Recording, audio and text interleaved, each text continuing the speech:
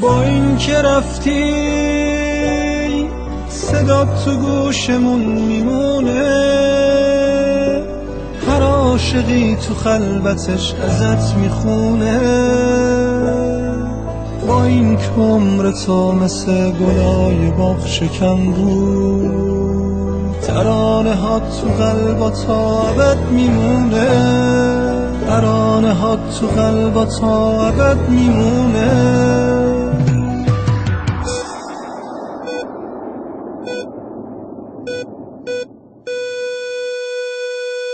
خدا نگهدار رفیق و همدم شبای خلوت من، خدا به همراهت قشنگترین ترانه های رو لب من.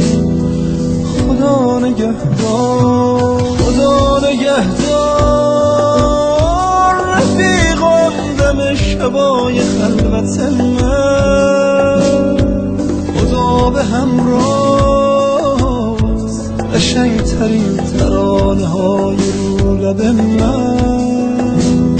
خدا نگهدار.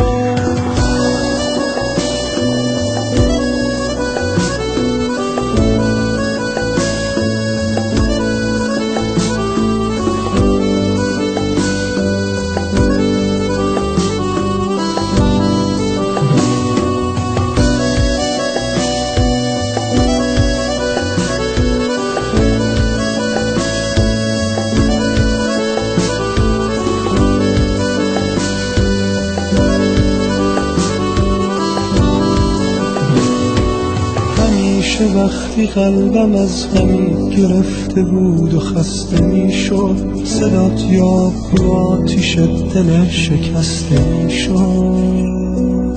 حالا غم خودت رو من کجای این دلم بذارم؟ چطور تو رو به زیر خاک غم بذارم؟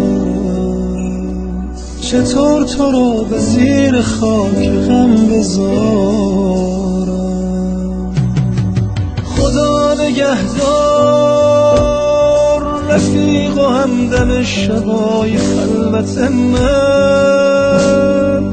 خدا به همراهت قشنگترین ترانه های رو لب من. خدا نگهدار، خدا نگهدار رفیق و همدم شبای خلوت من، خدا به همراهت قشنگترین ترانه های رو لب من. خدا نگهدار. روح الله سایری، تنظیم احسان امانی.